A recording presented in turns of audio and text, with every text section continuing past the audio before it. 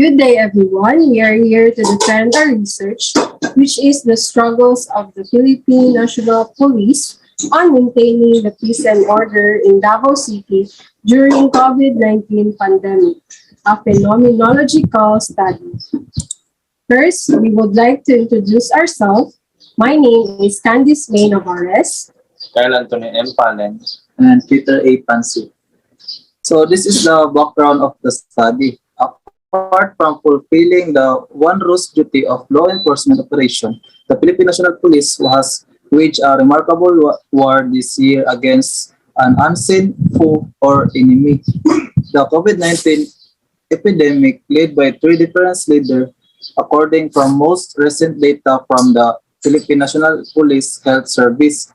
This translates to a 94% recovery rate out of a total of 39,224 infections since the pandemic began, Kaliwan 2021.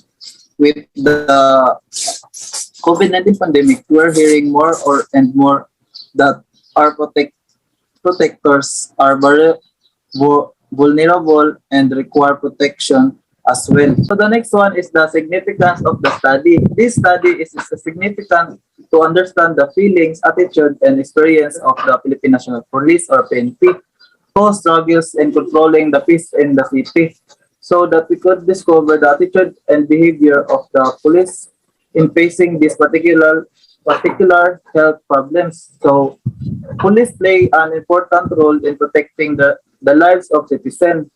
How police officers cope with challenges in implementing peace and order. This study will give information and awareness to citizens regarding the challenges experienced by the police officer. Further, they will understand how important it is to obey the implementation of peace and order. Next one is the review-related literature. According to study, the COVID-19 pandemic, we're hearing more and more that our protectors are vulnerable and require protection as well.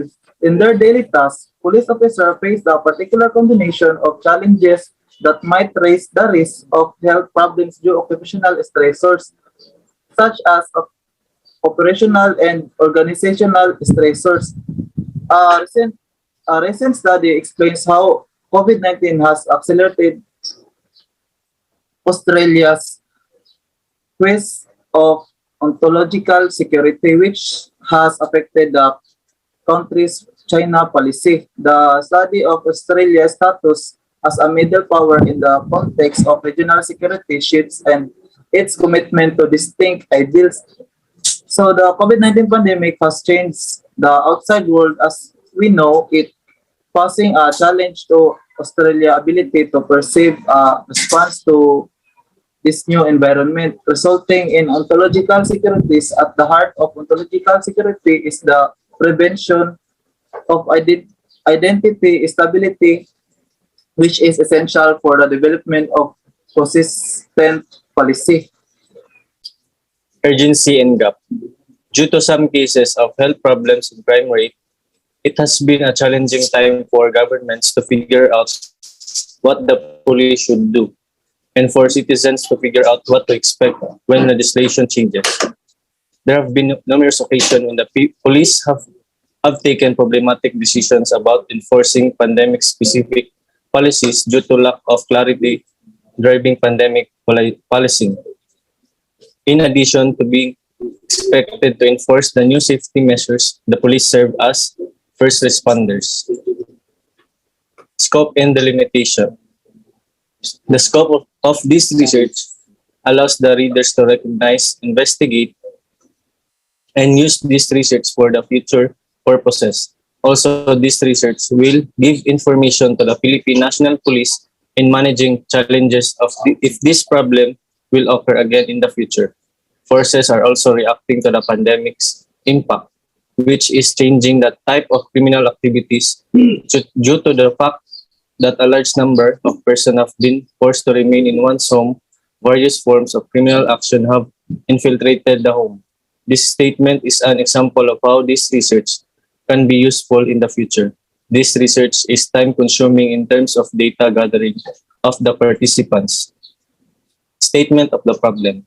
The purpose of this research is to find out how the Philippine National Police keeps Davao City safe and orderly during COVID-19 pandemic.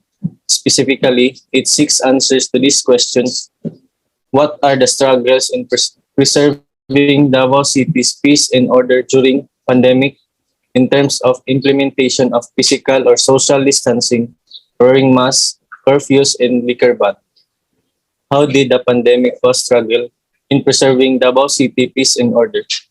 How did they manage to overcome the struggles they faced during pandemic? Methods. This chapter presents the methods and procedures engaged in conducting the study.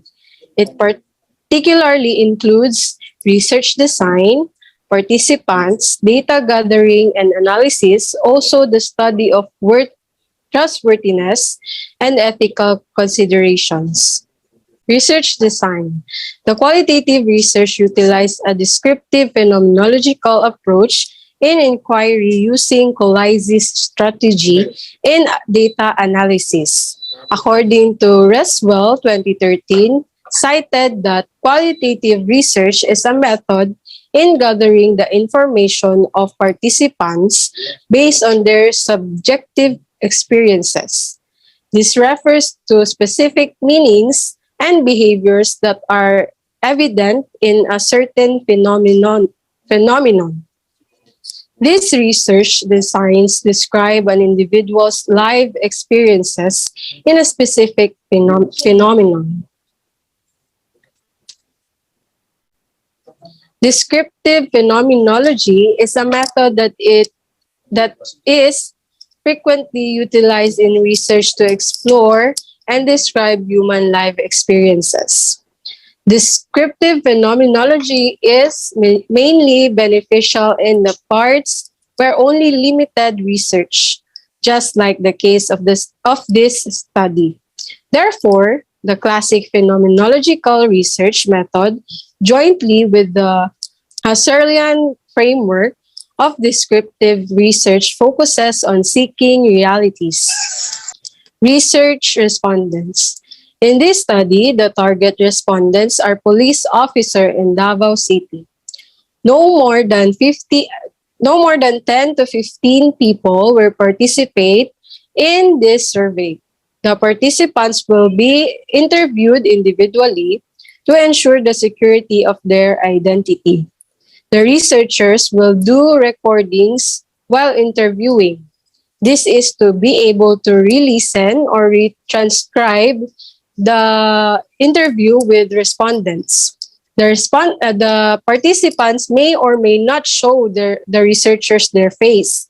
Moreover, the participants will subjected to an interview with open-ended questions. Research instrument. The research used in an in-depth guide as a research instrument for the data collection on the National Police of the Philippines on keeping Davao City calm and orderly during COVID-19 pandemic. The researcher will converse with the participants in order to collect data for the research study. Both Burgess 1984 and Lofland 1995 describe in-depth interview as a sort of this discussion.